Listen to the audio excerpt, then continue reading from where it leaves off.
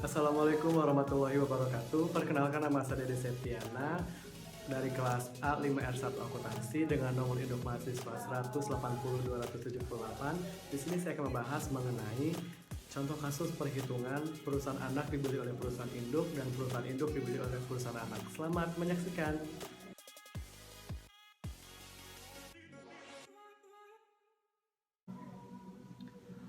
Baik, contoh kasus yang pertama adalah obligasi perusahaan anak dibeli oleh perusahaan induk. Dalam ilustrasi bagian ini bahwa perusahaan anak adalah perusahaan afiliasi penerbit dan penarikan konstruktif obligasi mengakibatkan kerugian bagi entitas konsolidasi. Pro Corporation memiliki 90% saham biasa berhak suara Sky Corporation. Kepemilikan Pro pada Sky tersebut dibeli beberapa tahun yang lalu. Pada nilai bukunya seharga $9.225.000, modal Sky adalah $10 juta dan laba ditahannya adalah sebesar $250.000 pada tanggal akuisisi. Menggunakan metode ekuitas, Sky melaporkan laba bersih sebesar $750.000 pada tahun 2007 dan Pro menghitung labanya dari Sky sebesar $459.000 sebagai berikut.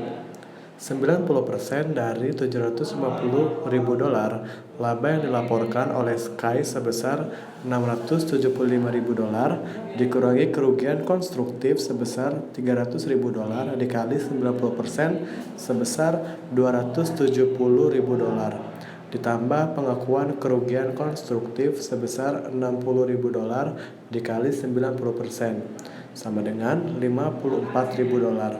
Jadi laba investasi dari Sky ini adalah sebesar $459.000. Ayat jurnal yang dibuat oleh Pro untuk memperhitungkan investasinya dalam Sky selama tahun 2007 adalah sebagai berikut.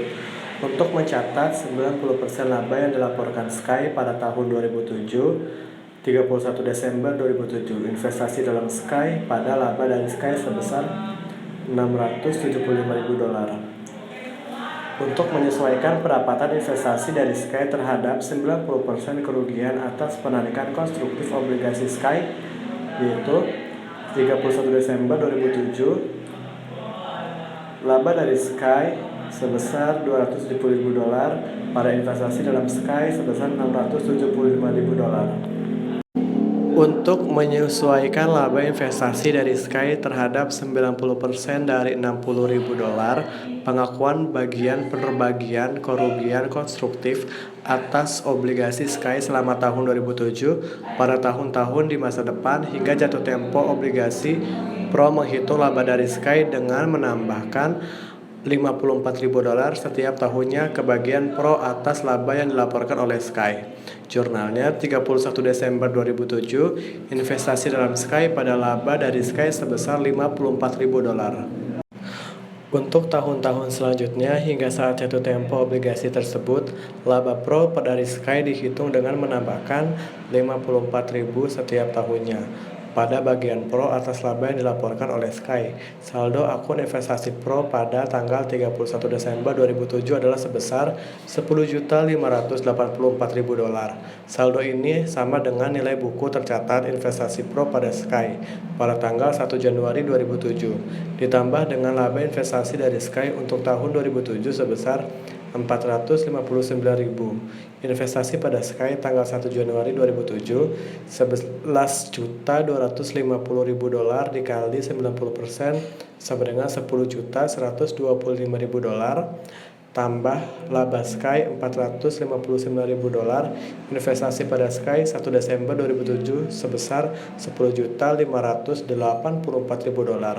Kerugian konstruktif sebesar $300.000 atas obligasi antar perusahaan tampak dalam laporan laba rugi konsolidasi untuk tahun 2007 karena obligasi Sky dengan nilai nominal $5 juta telah ditarik secara konstruktif, maka neraca konsolidasi menunjukkan hutang obligasi sebesar $5 juta dan disagio atas obligasi sebesar $120.000 berhubungan dengan obligasi yang dimiliki oleh pihak luar entitas yang dikonsolidasikan.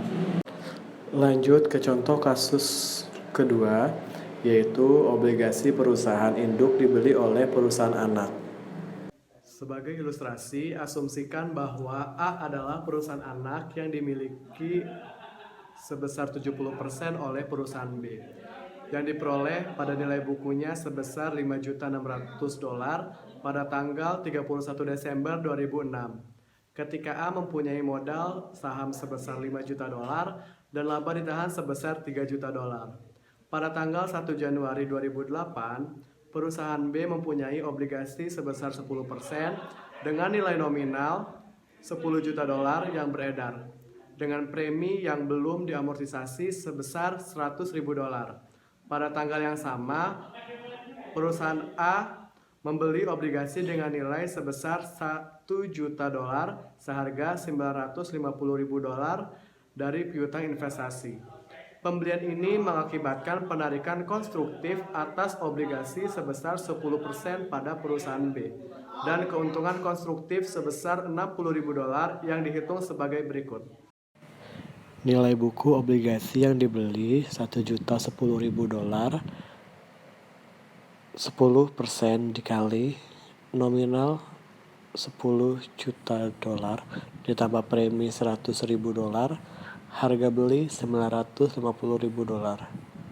Keuntungan konstruktif atas penarikan obligasi sebesar $60.000, satu-satunya ayat jurnal yang dibuat oleh perusahaan A ketika membeli obligasi perusahaan B adalah investasi dalam obligasi perusahaan B pada kas sebesar $950.000. Metode ekuitas. Jika laporan keuangan konsolidasi segera dibuat setelah penarikan konstruktif, ayat jurnal kertas kerja untuk mengeliminasi saldo investasi obligasi dan kewajiban obligasi antar perusahaan akan mencakup keuntungan sebesar $60.000 adalah sebagai berikut.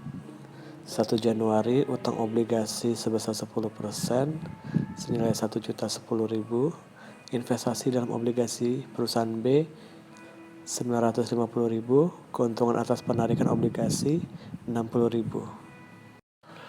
Pengaruh laporan konsolidasi pada tahun-tahun berikutnya.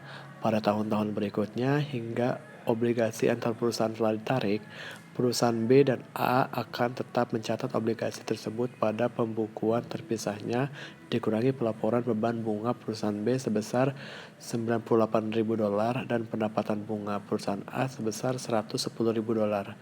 Perbedaan sebesar $12.000 diakui pada pembukuan terpisah perusahaan B sebagai penyesuaian pendapatan investasi. Laporan keuangan konsolidasi untuk tahun 2009 hingga 2012. Mengeliminasi saldo dikurangi saldo yang berhubungan dengan pada pembukuan terpisah perusahaan B dan perusahaan A.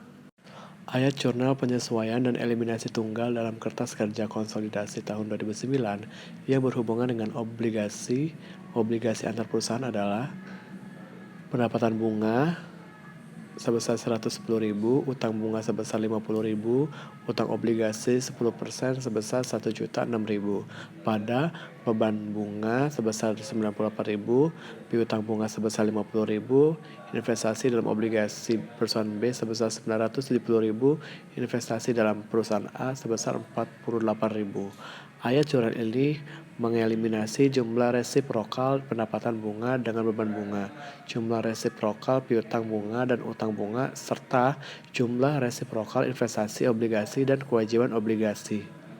Baik, mungkin itu saja yang dapat saya sampaikan. Apabila ada kesalahan atau kekurangan, mohon dimaafkan, dan saya ingin mengucapkan terima kasih yang sebesar-besarnya kepada teman-teman yang sudah like, komen, dan subscribe YouTube saya. Terima kasih. Mungkin itu saja. Saya Dede Septiana undur diri. Terima kasih. Wassalamualaikum warahmatullahi wabarakatuh.